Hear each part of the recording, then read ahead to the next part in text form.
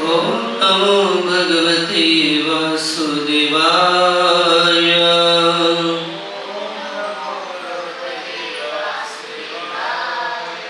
श्रीमद् भगवद गीता अध्याय 3 श्लोक क्रमांक 21। इसका शीर्षक है कर्मयोग। यद्यदाचरिता श्रेष्ठा तस्तस्देवोत्तरो जनः स यत्प्रमाणं कुरुते लोकस्तदनुवर्तते। अनुवाद और तात्पर्य। इस भक्ति वेदांत स्वामी श्रील प्रभुपाद जी के द्वारा श्रील प्रभुपाद की महापुरुष जो जो आचरण करता है सामान्य व्यक्ति उसी का अनुसरण करते हैं। वे अपने अनुसरणीय कार्यों से जो आदर्श प्रस्तुत करता है संपूर्ण विश्व उसका अनुसरण करता है। तात्पर्य। सामान्य लोगों को सदैव एक ऐसे नेता की आवश्यकता होती है जो व्यवहारिक आचरण द्वारा जनता को शिक्षा दे सके।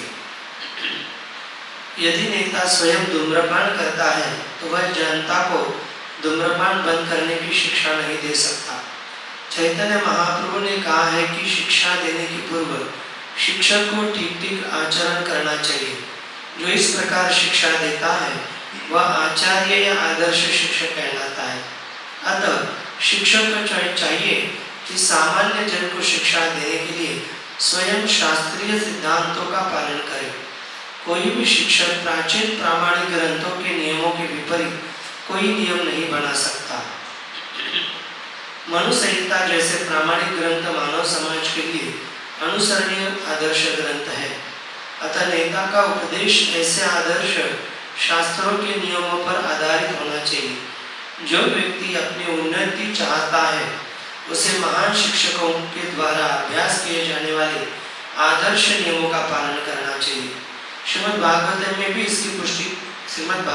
भी इसकी पुष्टि करता है कि मनुष्य को महान भक्तों के पदचिन्हों का अनुसरण करना चाहिए और आध्यात्मिक बोध के पथ पे प्रगति का यही साधन है। चाहे राजा हो या राज्य का प्रशासन अधिकारी, चाहे पिता हो या शिक्षक हो, ये सब अबोध जनता के स्वाभाविक नेता माने जाते हैं। इन सबको अपने आश्रितों के प्रति महान उत्तरदायित्व रहता है। अतः इन्हें नैतिक तथा आध्यात्मिक संहिता संबंधों आदर्श ग्रंथों से सुपरिचित होना चाहिए।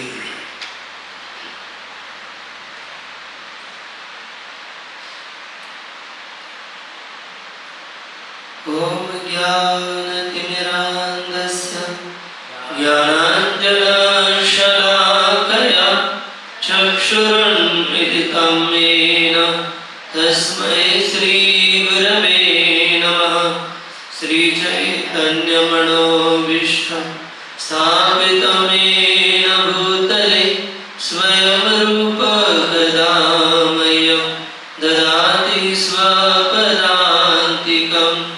वन्देऽहं श्रीगुरौ श्रीयुतापदकमलं श्रीगुरून् वैष्णवांश्च श्रीरूपां साग्रजातां सगण रघुनाथान्वितं तं सजीवं साद्वैतं सावधूतं परिजनसहितं कृष्ण चैतन्यदेवं श्रीराधा कृष्णपदान् सहगण ललिता श्रीविशाखान्वितं च।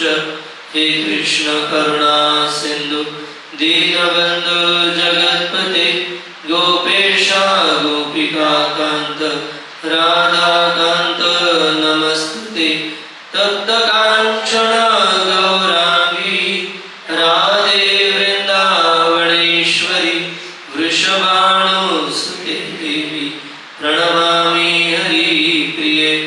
वाञ्छाकल्पतरुभ्यश्च कृपा सिन्धुभ्येव च पतितानां पावनेभ्यो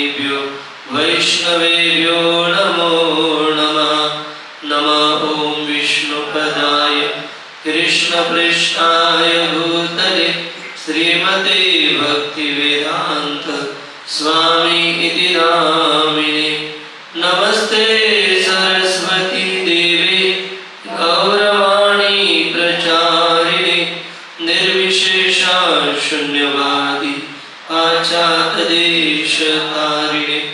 जय श्री कृष्ण चैतन्य प्रभु नित्यानंद श्री अद्वैत गदाधर श्रीवासादि गौर भक्तवृंद हरे कृष्णा कृष्णा कृष्णा हरे हरे हरे राम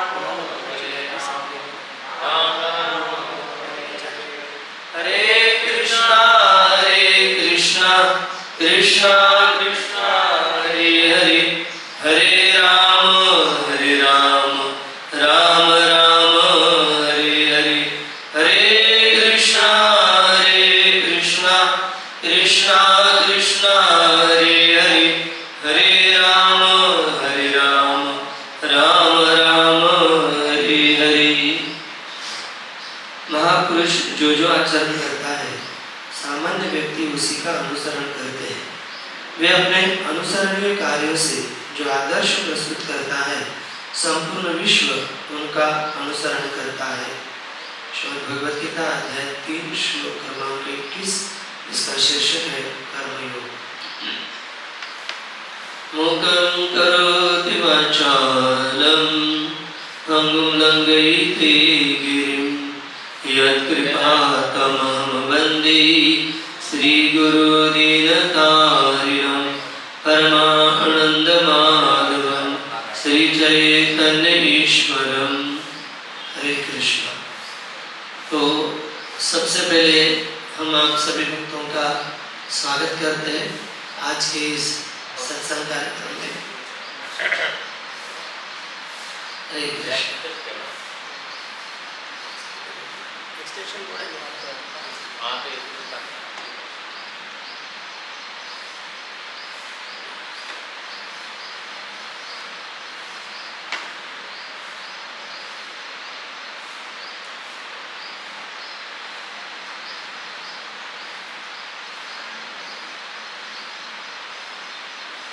हरे कृष्ण। तो आज के इस सुबह के सत्र में आप सब भक्तों का हार्दिक स्वागत है। और आज हम चर्चा करें कि आध्यात्मिक जीवन में नम्रता कितनी आवश्यक है। जैसे कि हम सब जानते हैं कि करोड़ों करोड़ जन्म के बाद दुर्लभ मानुष देहिनाम क्षण भंगुर, कि मनुष्य जीवन ये अत्यंत दुर्लभ है, जो कि 84 लाख योनियों के बाद ये दुर्लभ मनुष्य में प्राप्त हो जाता है। और ऐसे दुर्लभ मनुष्य में बहुत विरला होता है भगवान की अनन्य भक्ति प्राप्त करना। जैसे चैतन्य चरितामृत में बताया गया है, ब्रह्मांड प्रमिति कोण भाग्यवान जीव गुरु कृष्ण प्रसादे पाए भक्ति लता बीज। जो अनंत ब्रह्मांड में अनंत जीव है, हर एक को भगवान श्री कृष्ण की असीम कृपा प्राप्त नहीं होती। जैसे भगवद गीता में भी बताया गया है कि मनुष्याणाम सहस्रेषु, लाखों लाखों जीवों में से भगवान एक व्यक्ति को चुनते हैं उसकी भक्ति प्रदान करने के लिए। जैसे बहुनाम जन्मनाम यन्ते ज्ञानवान प्रपद्यन्ते वासुदेव समिति स महात्मा सुदुर्लभ। भगवान भी उस साधक को जो भगवान के चरणों का आश्रय लिया है उसे स महात्मा, उसको महात्मा कहते हैं। भले वो कितना भी दुराचारी क्यों ना हो, लेकिन अगर भक्ति में लगाए तो भगवान उसे क्या कहते हैं? महात्मा कहते हैं। तो कहने का तात्पर्य यह है कि मनुष्य जीवन दुर्लभ, और मनुष्य जीवन में भगवान की अनन्य भक्ति मिलना यह दुर्लभ। और जब अनन्य भक्ति मिल जाती है तो हमारा आचरण कैसे होना चाहिए।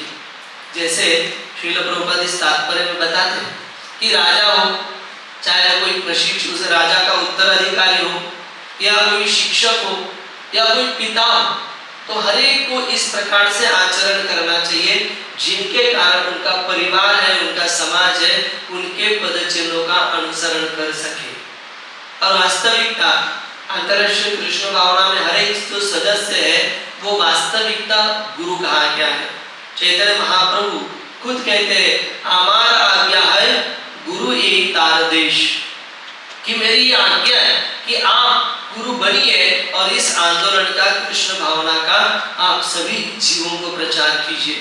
तो बहुत जरूरी है आध्यात्मिक जीवन में प्रगति करने हेतु एक गुरु का उत्तरदायित्व या एक प्रतिनिधित्व हम लोग कर रहे हैं, तो बहुत जरूरी है आध्यात्मिक जीवन में हमारे अंदर विनम्रता होना।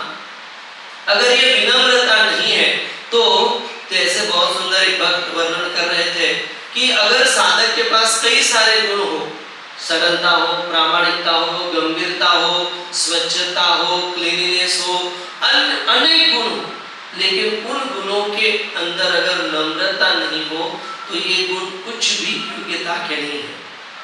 जैसे कि हम रामायण से उदाहरण देखेंगे हनुमान जी का। जब हम लोगों ने पिछले कुछ हफ्ता पहले ये हनुमान जी का उदाहरण देखा था कि जब हनुमान जी माता सीता की खोज के लिए निकलते हैं लंका की ओर, तो सबसे पहले मैनाक पर्वत उनके सामने आ जाता है। सुंदरकांड इसका वर्णन। और मैनाक पर्वत इतना भव्य है, अति विशाल है और इतना सुंदर है, मनमोहक है।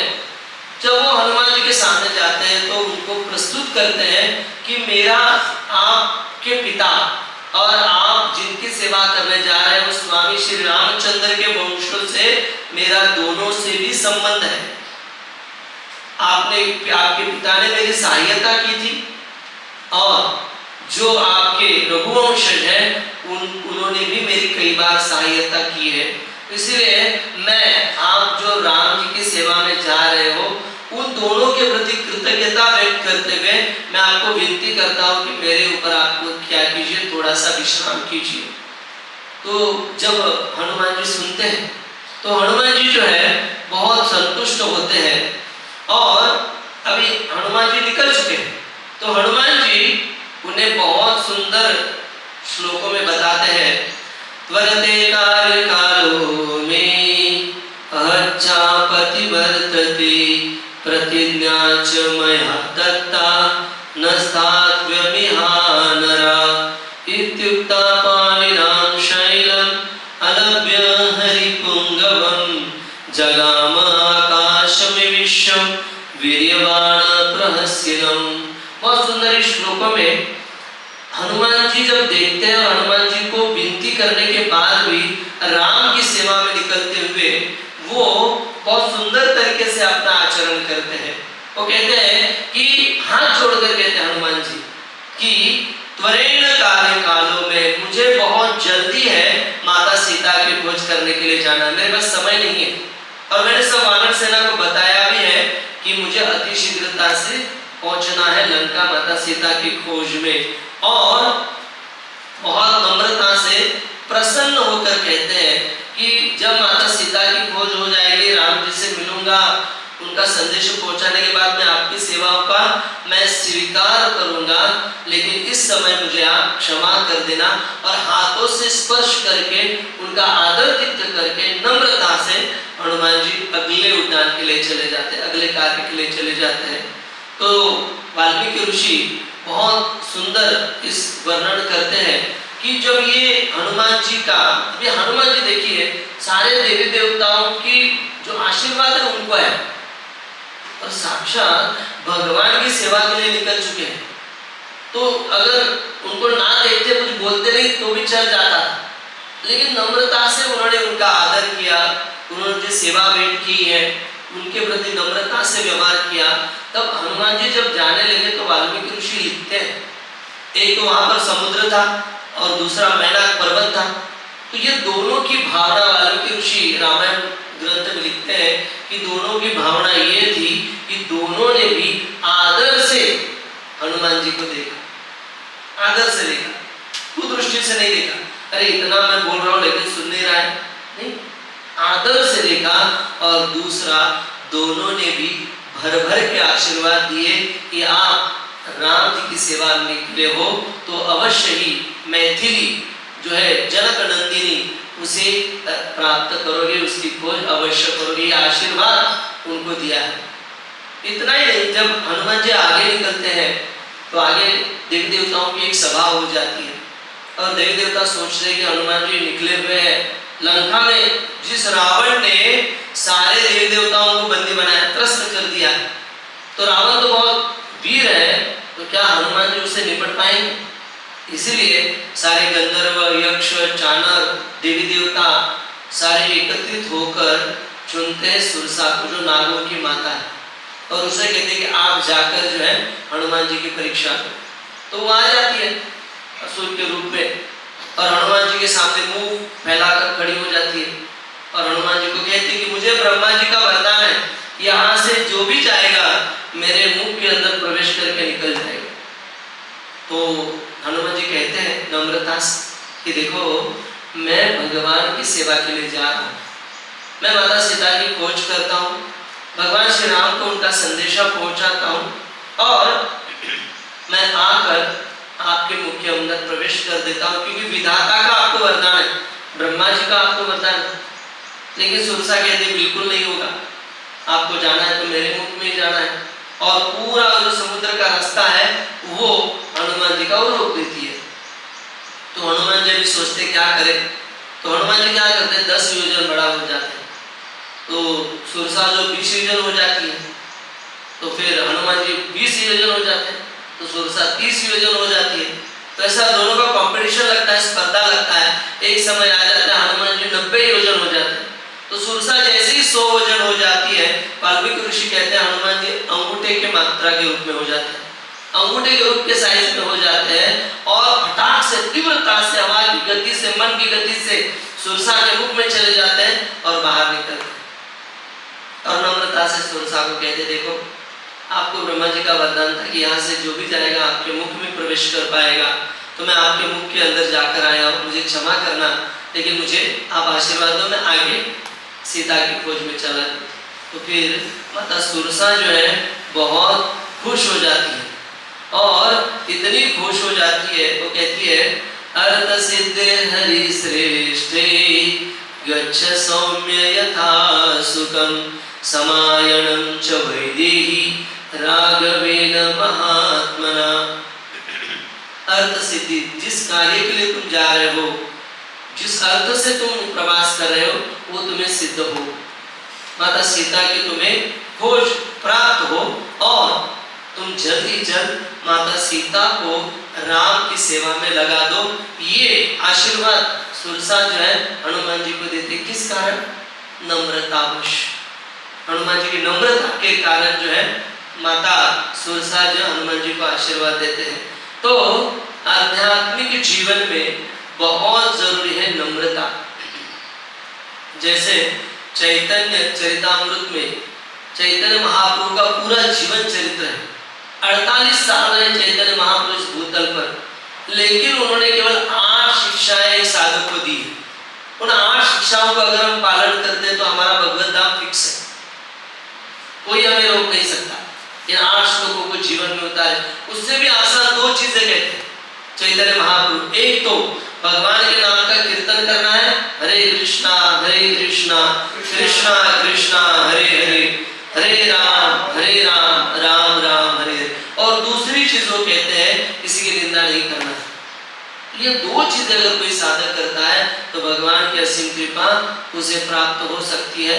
और इन 8 श्लोकों में बहुत ही महत्वपूर्ण श्लोक बताया गया है, तृणादपि सुनीचेन तरोरपि सहिष्णुना अमानिन मानदेन कीर्तनीय सदा हरि, कि हर एक जो साधक है उसे किस प्रकार से रहना चाहिए, नम्रता से। तृणादपि सुनीचेन, यानी घास के तिनके के जैसा नम्र रहना चाहिए।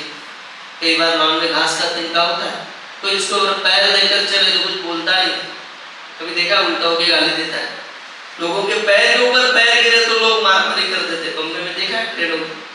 लेकिन घास का तिनका, उस प्रकार से हमें नम्र होना चाहिए। और सहनशील तो इतना होना चाहिए, जैसे यहाँ पर वृक्ष का उदाहरण देते हैं। वृक्ष क्या क्या नहीं देता, वृक्ष जो है सबसे पहले गर्मी में तपकर छांव देता है, सबसे पहले। इतना ही पुष्प देता है, फल देता है, कई प्रकार की औषधि देता है, यहाँ तक कि कई पंछियों को घोंसले भी देते हैं, वहां रह सकते हैं पंछी। जो कई बार पंछी जो है वो उसके वहां पर घोंसले में रहते हुए कई बार उस वृक्ष को ही काटने का प्रयास करते हैं, सुतार पक्षी टुक टुक टुक टुक नहीं, लेकिन फिर भी वृक्ष कोई नहीं कहते, कुछ नहीं कहते। और इतना ही नहीं, सांप को भी आश्रय देता है वृक्ष। जो मनुष्य अभी काटने चुका है, काट रहा है उस वृक्ष को, जब वो थक जाता है तो उसी वृक्ष के नीचे वो विश्राम के लिए बैठ जाता है, सो जाता है। फिर भी वृक्ष क्या करता है, सहन करता है। कई जगहों पर उपयोगी आता है, घर बनाने में उपयोगी आता है, चूल्हा जलाने में उपयोगी आता है। कितने सारे बर्तन तो लकड़ी के होते हैं हमारे किचन में। इतनी सारी जो चीजें हैं वृक्ष के देने के बाद भी जब उसे कोई काटता है तो आहा भी नहीं निकालता। तो इस प्रकार के साधक को आध्यात्मिक जीवन में प्रगति करते समय सहनशील होना चाहिए, नम्र होना चाहिए। और इसलिए कृष्णराज कविराज गोस्वामी इस श्लोक को लेकर कहते हैं, अगर कोई व्यक्ति इस श्लोक का पालन करता है अपने जीवन में, दिनेर अधिक दया करे भगवान, पंडित कुलीन धनी बड़ा अभिमान। कई बार कृष्णदास कविराज गोस्वामी कहते हैं कि भगवान किसके ऊपर ज्यादा कृपा करते हैं, चाहे वो पंडित हो, दादा श्लोक बोले, या अलग अलग उसके पास क्वालिटीज हो, नहीं प्रवचन अच्छा देता हो या मैनेजमेंट अच्छा करता हो, लेकिन पंडित बहुत बड़ा ऐश्वर्यवान हो, कुलीन हो, धनी हो, लेकिन भगवान उसके ऊपर जल्दी कृपा नहीं करते। कितनी भी योग्यता क्यों हो, भक्ति शास्त्री हो, भक्ति वैभव हो, भक्ति सार्वभौम हो, आईडीसी हो, भगवान उसके ऊपर नहीं देखते, वो सर्टिफिकेट है। भगवान देखते हैं दिनेर अधिक दया, दीन कितना है। इसलिए तुलसी आरती में लोग गाते ना, दीन कृष्ण दासे कोई, दीन कृष्ण, हमें दीन होकर भगवान की भक्ति करना है। तो जब तक कोई दीन नहीं होगा तब तक भगवान उसको देखेंगे भी नहीं, क्योंकि भगवान जो है वो आत्माराम है, भगवान अपने आप में संतुष्ट है, भगवान को हमारी जरूरत नहीं है। लेकिन अगर हमें भक्ति करना है तो बहुत जरूरी है ये नम्रता हमारे अंदर होनी चाहिए। और इसलिए कृष्णराज कविराज गोस्वामी कहते हैं कि ये जो चैतन्य महाप्रभु ने शिक्षाष्टक में तीसरा श्लोक जो कहा है, वो कंठी के तरह धारण करना है एक साधक को। गले में क्या होती है, कंठी होती है, वो हमेशा याद दिलाती है 4 नियम, इस्कॉन नहीं, वैसे ही वो श्लोक को हमें धारण करना है कि हमेशा, हर समय, हर परिस्थिति में, हर स्वभाव के व्यक्ति के साथ हमें क्या होना चाहिए, केवल नम्र होना चाहिए। चाहे वो कितना भी एक्सपर्ट मैनेजर हो, प्रचारक हो, बहुत अच्छा फंड कलेक्शन करता हो, भगवान का डीटी वर्शिप करता हो, भगवान कहते नहीं, नम्र कौन है, भगवान उसके ऊपर अपनी कृपा प्रदान करते हैं। श्रीमद् भागवतम और अनंत ग्रंथों में अनंत उदाहरण है नम्रता से भगवान की कृपा। और अगर नम्रता नहीं हो, जैसे नारद मुनि, तो नारद मुनि जो थे वो नारद मुनि बनने से पहले दासी पुत्र थे। श्रीमद् भागवतम में उनका वर्णन आता है प्रथम स्कंद में। लेकिन दासी पुत्र बनने से वो कौन थे पहले, तो दासी पुत्र होने से पहले वो स्वर्गलोक में गंधर्व थे, और गंधर्व होने के कारण उनका ये कार्य था कि वो भगवान का हमेशा गुणगान करे स्वर्ग में। तो एक बार भगवान का गुणगान कर रहे थे, लेकिन आवाज इतना सुंदर था कि सब लोगों ने वाह वाह किया, क्या सुंदर है।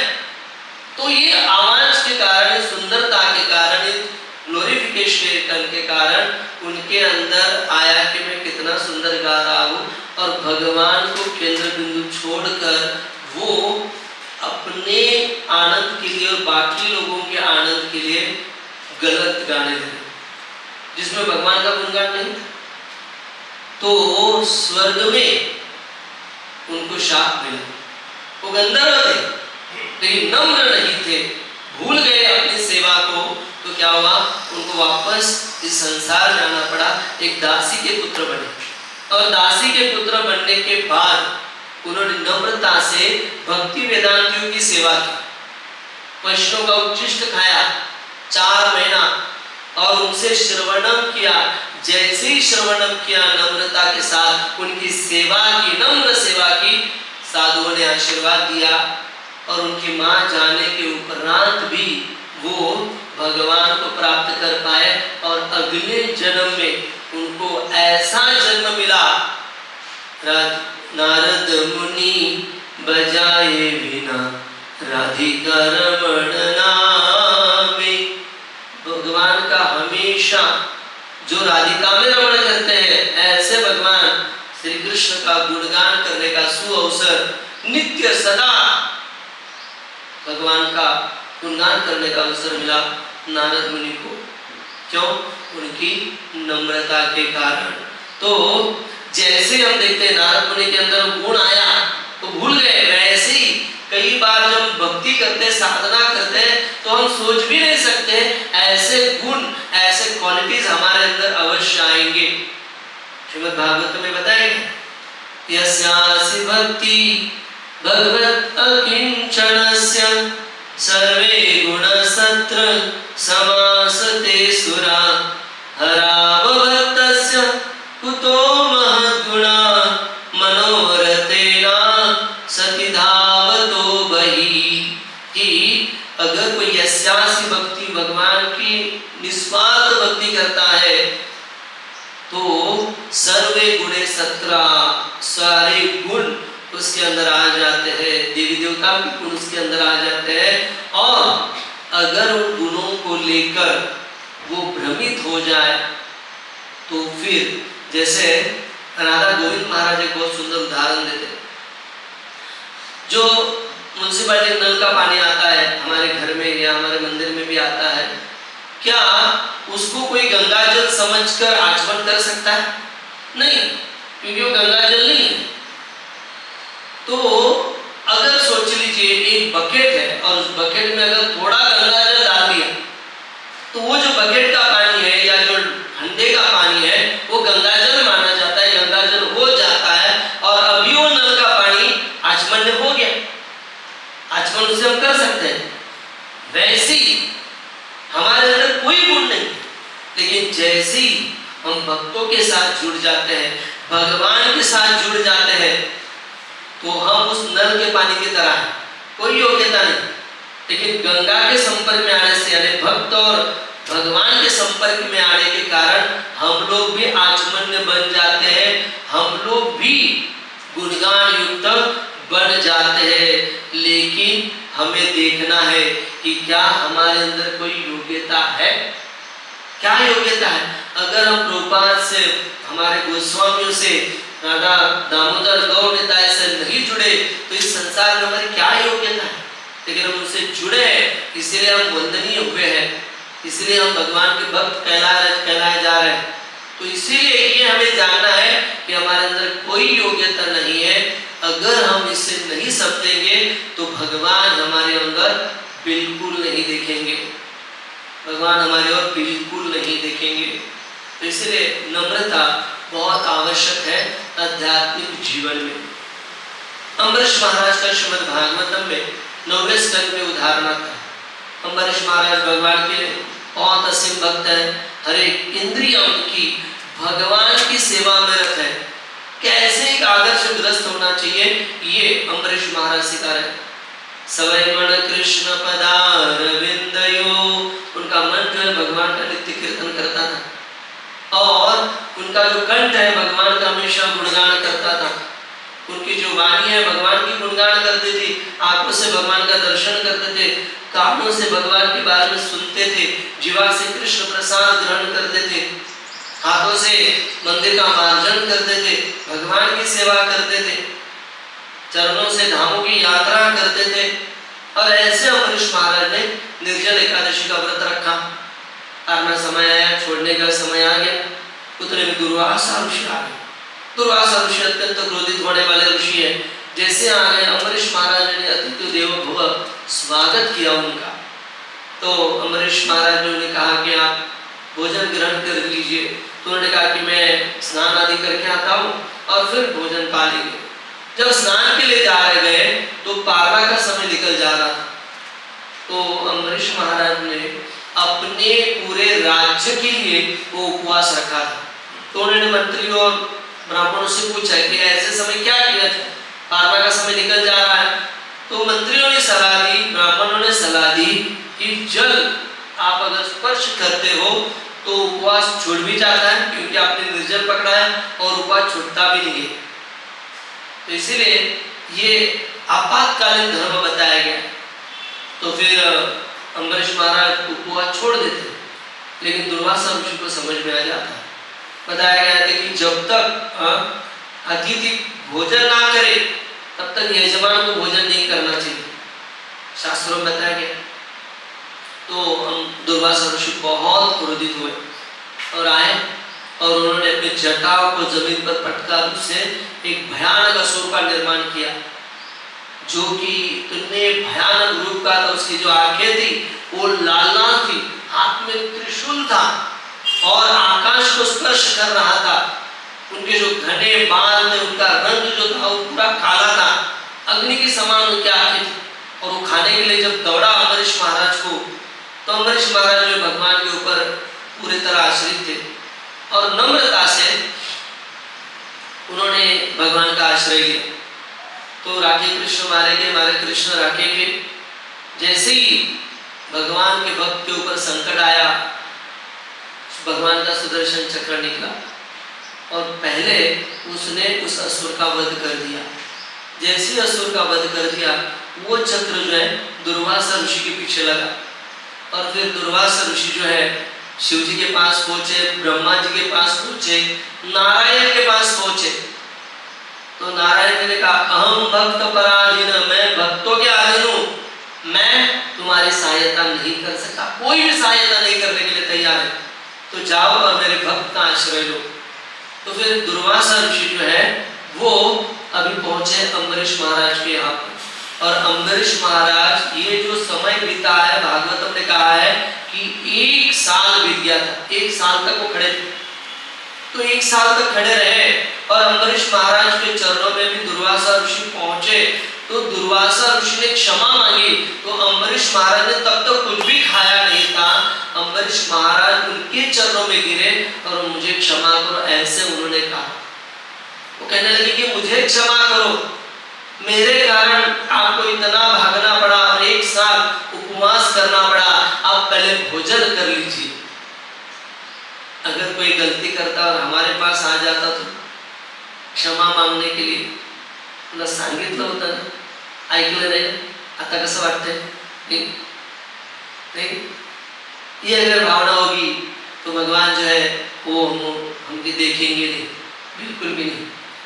अम्बरीश महाराज की इस नम्रता के कारण दुर्वासा ऋषि इतने प्रसन्न हुए, और दुर्वासा ऋषि ने कहा, कर्मवदात मेरे तते गायन्ति स्वस्त्रिया मुहुः कीर्तिं परम पुण्यां च कीर्तिशाति भूरियमा।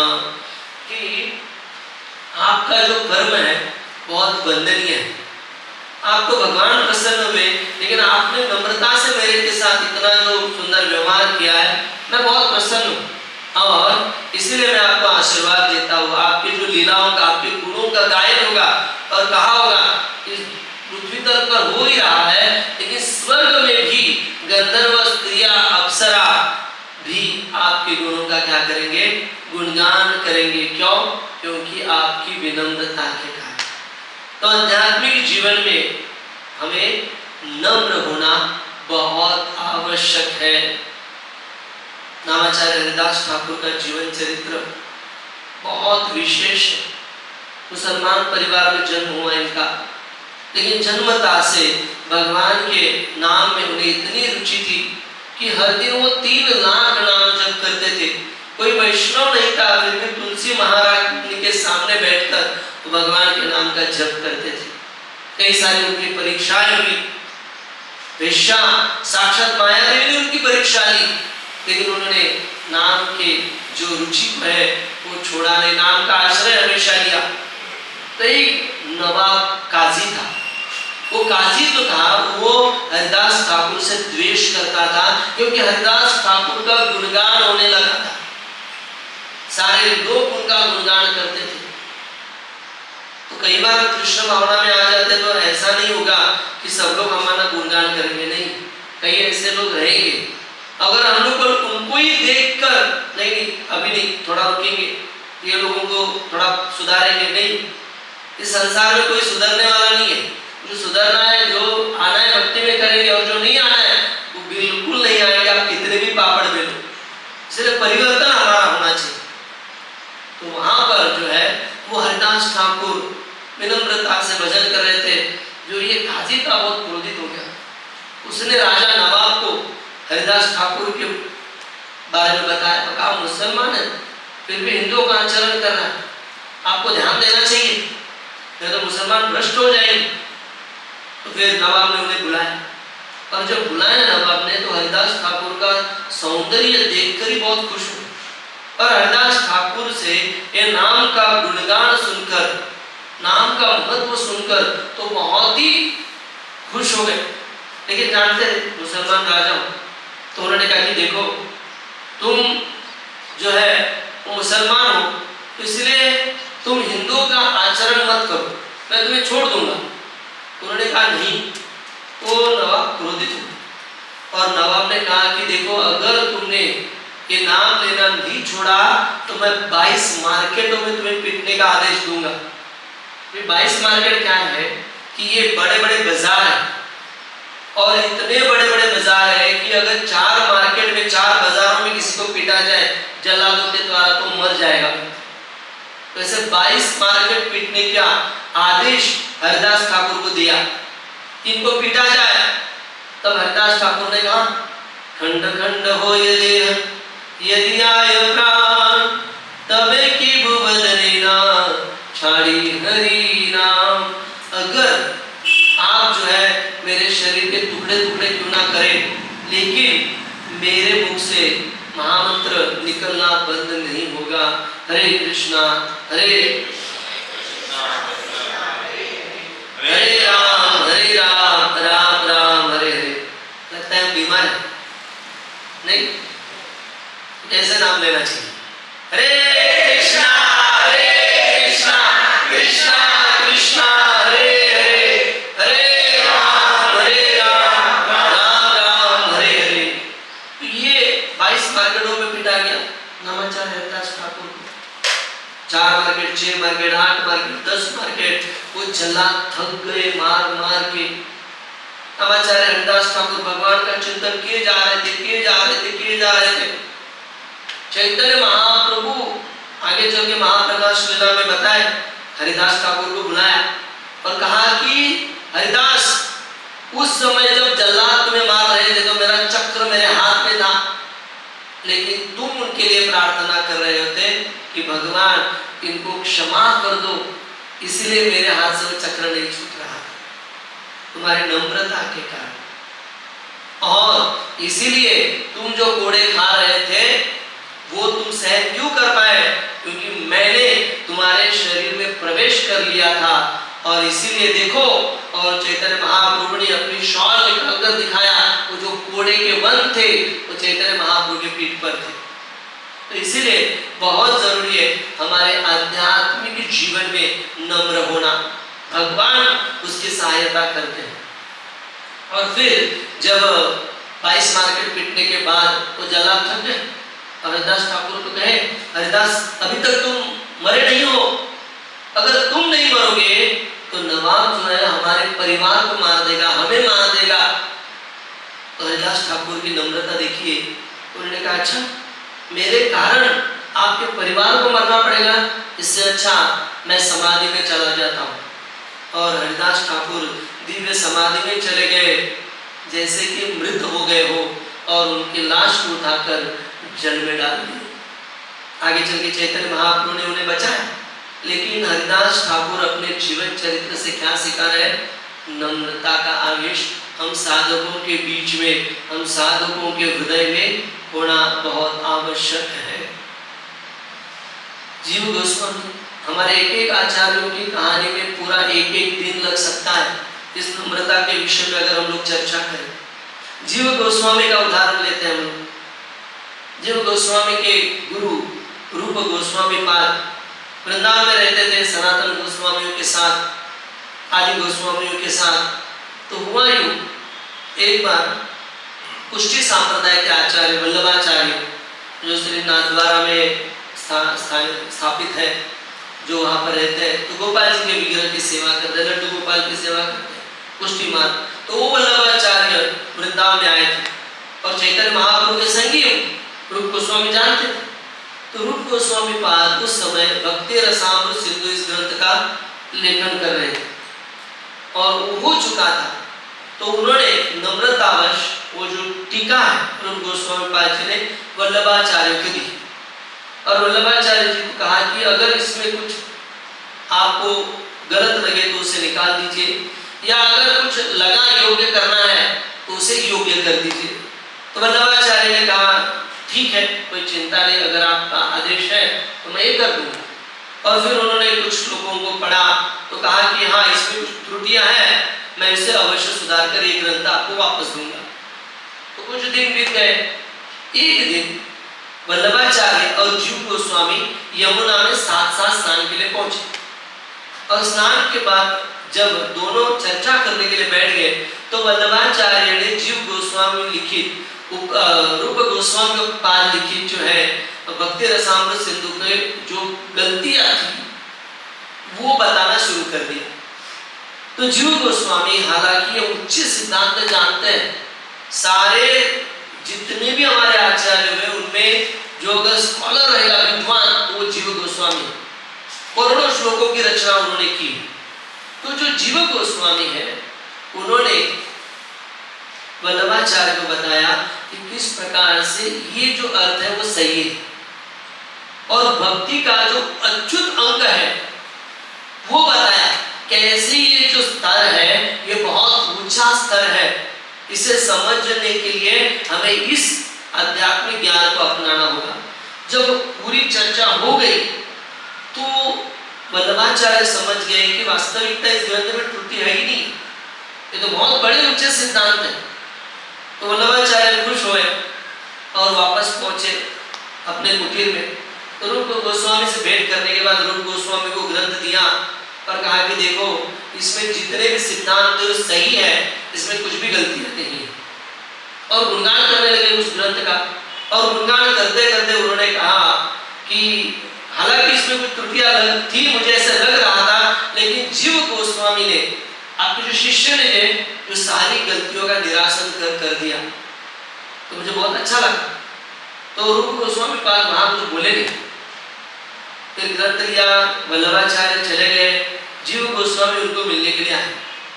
तो जीव गोस्वामी को देखकर रूप गोस्वामी पाद ने बताया कि तुम्हें क्या अधिकार था उनकी गलतियां सुधारने का, तुम जानते हो कौन है, वो चैतन्य महाप्रभु की निजी संगी है और मैंने प्रेम के कारण उन्हें ग्रंथ दिया था और तुमने उनकी गलतियों को करेक्ट किया अहंकारवश। और वृंदावन में एक बूंद भी जिनके अंदर अहंकार रहता है वो वृंदावन में नहीं रह सकते। इतना कहकर रूप गोस्वामी पाद चले गए। जीव गोस्वामी उन्होंने समझ लिया, वो कुछ भी बोले नहीं, वो वहां से वृंदावन से निकलकर मथुरा पहुंचे और विश्राम घाट में रहने लगे। अगर हम होते तो कितनी कारण दिली असते नहीं का, कुछ बोले नहीं, चले गए चुपचाप। कई दिन हो गए, कई महीने हो गए। सनातन गोस्वामी जो व्रज के गुरु माने गए हैं, व्रज के गुरु है वो एक बार भ्रमण कर रहे थे। भ्रमण करते करते मथुरा पहुंचे, विश्राम घाट पर पहुंचे तो जीव गोस्वामी को देखा। जीव गोस्वामी को पूछा आप यहाँ कहाँ? तो उन्होंने जब पूछा तो जीव गोस्वामी ने सारे दृष्टांत बता दिए क्योंकि वो गुरु है। तो बोला ठीक है, अच्छा ऐसे हुआ है तो चलो मेरे साथ।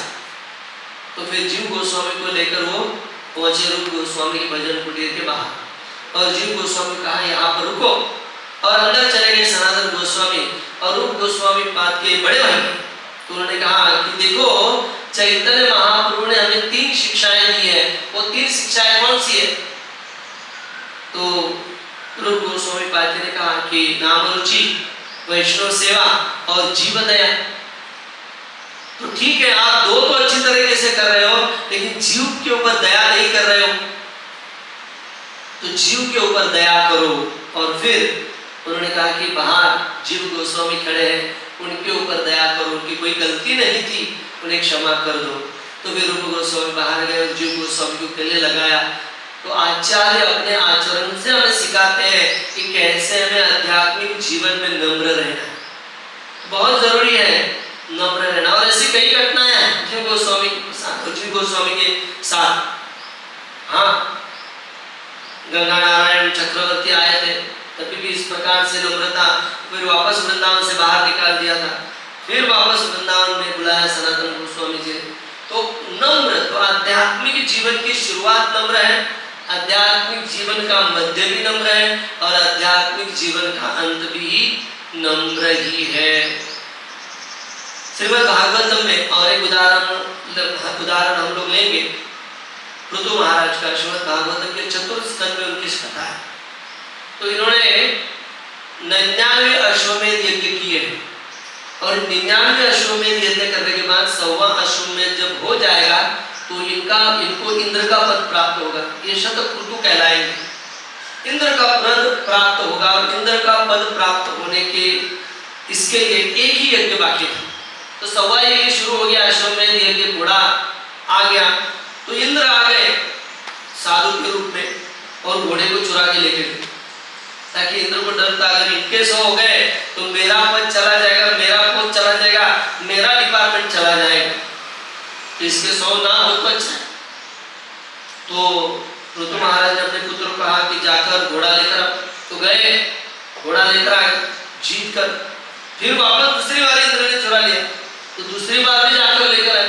तीसरी बार जब चुराया तब पृथु महाराज क्रोधित हो गए, अपने पुत्र को कहा कि अभी इसको मारना ही होगा, इंद्र को बार बार ये घोड़े चुरा रहा है। इसलिए उनके पुत्र ने अश्व को 2-3 बार वापस लाया था, इसलिए उनके पुत्र का नाम हुआ विजेताश्व। तो पृथु महाराज जब युद्ध करने के लिए तैयार है, उतने में विधाता ब्रह्मा जी वहां पर आ जाते हैं, और ब्रह्मा जी जो है बहुत संतुष्ट हो जाते हैं और कहते हैं कि हे पृथु महाराज, तुम्हें कुछ भी आवश्यकता नहीं 100 यज्ञ पूरे करने की। तुम्हारे यज्ञ का प्रयोजन क्या था? मैं संतुष्ट हो जाऊं, भगवान संतुष्ट हो जाए, तो युद्ध करके, युद्ध करना जरूरी नहीं है, मैं संतुष्ट हूं, तुम्हारे 99 यज्ञ से 100वां यज्ञ करने की कोई आवश्यकता नहीं है। जब ब्रह्मा जी कहते हैं देखो 99 हो चुके हैं, सेंचुरी मारना बाकी है, अगर हम होते तो पहले यज्ञ में आना चाहिए था, इतने 99 यज्ञ करता ही नहीं था। लेकिन पृथु महाराज ने नम्रता से कहा कि बहुत बहुत धन्यवाद, आप यहाँ पर आए, आपका दिव्य दर्शन मिला, भले हमारा प्रोजेक्ट सक्सेस नहीं हुआ कोई चिंता नहीं है, 100 यज्ञ हुए नहीं हुए कोई चिंता नहीं, लेकिन आप प्रसन्न हुए, आप भगवान के प्रथम पुत्र हो, आप प्रसन्न हुए, भगवान प्रसन्न हुए, इसी यज्ञ का तो यही उद्देश्य था। तो आध्यात्मिक जीवन में बहुत जरूरी है कि हमारा उद्देश्य क्या है। हमें डिपार्टमेंट के ऊपर हमारा उद्देश्य कि भगवान की संतुष्टि करना। कई बार हम लोग भगवान की संतुष्टि भूल जाते हैं, डिपार्टमेंट पे फोकस करता है, मैं अच्छा संभाल रहा था या मैं अच्छी संभाल रही थी, उसको क्यों दिया, नहीं होता है कई बार। तो बहुत जरूरी है आध्यात्मिक जीवन में हम कृष्ण की संतुष्टि के लिए कितना कार्य कर रहे हैं, वैष्णव की संतुष्टि के लिए कितना हम लोग सेवा कर रहे हैं, ये हमारा गोल होना चाहिए। इसलिए महाराज बहुत सुंदर कहते हैं कि operation is success but man is dead. Operation success हो गया लेकिन आदमी मर गया तो फायदा क्या?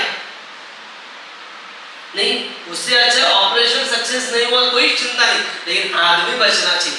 तो इसलिए बहुत जरूरी है हमारे जीवन में नम्रता लाना। तो फिर वहां पर इंद्र भी देख रहे, ब्रह्मा जी प्रसन्न हो गए, बिन बुलाए आ गए ब्रह्मा जी, और ब्रह्मा जी की स्तुति जब पृथु महाराज ने की तो उस स्तुति को देखकर साक्षात भगवान भी गरुड़ पर बैठकर उस यज्ञ में आ गए। 100 हुए नहीं है लेकिन भगवान भी आ गए और पृथु महाराज को आशीर्वाद दिया और कहा कि मैं आपसे बहुत संतुष्ट हूँ और मैं आपको अनेक अनेक वरदान प्रदान करता हूँ। इंद्र तो बेचारा, मैं तो सोच रहा था 100 ना होने दो, लेकिन इनके तो ब्रह्मा जी भी आ गए, भगवान भी आ गए, मेरे लिए नहीं कभी आए। तो बहुत जरूरी है क्यों भगवान प्रकट हुए। कृष्णराज को कविराज गोस्वामी कहते ना, दीने दया करे भगवान दीन के ऊपर जल्दी दया करते हैं। तो इसलिए यहाँ पर हम यही सीख लेते हैं कि भगवान दीन के ऊपर ज्यादा प्रसन्न होते हैं। इसलिए हमारे जीवन में दीनता होनी बहुत आवश्यक है। कई सारे उदाहरण है, कई सारे श्लोक है, इनको हमें बारंबार पढ़ना चाहिए, बारंबार मनन करना चाहिए। अंततः हम लोग श्रील प्रभुपाद का जीवन चरित्र देखें। क्यों श्रील प्रभुपाद पूरे संसार में प्रचार कर पाए? क्या उनके अंदर योग्यता थी? वास्तविकता शक्तावेश अवतार है, लेकिन अगर उनका जीवन चरित्र पढ़े तो उनके अंदर नम्रता थी। जब बोस्टन में उतरे तो देखा कि भाई इतना मांसाहार, नशा, जुआ, ये सारी चीजें चालू है, तो यहाँ लोग भक्ति कैसे करेंगे? ये तो पढ़ रहा था मैं, लेकिन अभी जाने के बाद जब आगे मैं वहां देखकर, तो मुझे भी ये प्रश्न था, इतनी इंद्रिय तृप्ति, ये लोग भक्ति कैसे करेंगे? इम्पॉसिबल है वहां के लोग भक्ति करना। आप लोग धुड़े भरे। हाँ, तो इसीलिए प्रभुपाद वहां रोए और प्रभुपाद ने वहां पर कविता लिखी, नचाओ नचाओ प्रभु से पद से मुझे नचाओ। हाँ, कि मुझे नचाओ प्रभु, ये काष्ठेर पुतली से मते नचाओ, ये काष्ठ के पुतली जैसा मुझे नचाओ। मेरे अंदर कोई योग्यता नहीं है, मैं ठीक से ना बोल सकता हूँ, ना गा सकता हूँ, ना मेरा अंग्रेजी इतना परफेक्ट है, लेकिन आप मुझे नचा सकते। ये नम्रता के कारण भगवान ने उन्हें यशस्विता दी है। श्रील प्रभुपाद जर्मनी में प्रवचन कर रहे थे और जर्मनी में हुआ यूं कि वहां पर प्रभुपाद जी ने 4 आश्रमों के ऊपर लेक्चर दिया, ब्राह्मण, क्षत्रिय, वैश्य, शूद्र। तो एक आदमी बीच में खड़ा हो गया, वहां पर ब्रह्मानंद स्वामी, गर्गमुनि स्वामी थे, खड़े थे वो। और उस आदमी ने पूछा कि स्वामी जी, क्या आप ब्राह्मण हैं और हम सबको शूद्र समझ रहे हैं, इसलिए आप हमको ब्राह्मण, शूद्र, क्षत्रिय ये बता रहे हो, क्या आप ब्राह्मण हैं? तो प्रभुपाद रोने लगे। तो ब्रह्मानंद स्वामी कहे कि अगर प्रभुपाद ऐसे देखते ना, जरा उसको देखो, तो उसको गला ही दबा देते थे। हमको इतना क्रोध आया था, प्रवचन के बीच में उठकर उसने पूछा था, असभ्य व्यवहार किया था गुरु के साथ। लेकिन प्रभुपाद रोने लगे और प्रभुपाद जी ने कहा, I am a 5th class, मैं 5वें श्रेणी का हूँ, मेरे अंदर कोई योग्यता नहीं है, लेकिन मेरे गुरु की आज्ञा है, इसीलिए मैं आपको ये ज्ञान दे रहा हूँ। चैतन्य महाप्रभु की आज्ञा के अनुसार आप इस ज्ञान को सारे जीवों को प्रदान कर सकते हो। ये प्रभुपाद की नम्रता। जैसे एक बार प्रभुपाद और प्रभुपाद के शिष्य बैठे थे, तो प्रभुपाद जी से पूछा कि प्रभुपाद आप इतने सुंदर प्रवचन देते हो, तो आपके फेवरेट प्रीचर कौन है, आपके फेवरेट प्रचारक कौन है? तो प्रभुपाद जी ने कहा कि मेरे गुरु महाराज भक्ति सिद्धांत सरस्वती ठाकुर, ये इज अ वैकुंठ मैन, कोई साधारण व्यक्ति नहीं थे, वो मेरे फेवरेट प्रीचर है, वो मेरे फेवरेट प्रचारक है। तो फिर एक ने कहा कि but Prabhupada you are greater, Prabhupada आप बहुत ग्रेट हो। क्यों? क्योंकि आपने इतने संसार में, सारे संसार में इतने सेंटर्स बनाए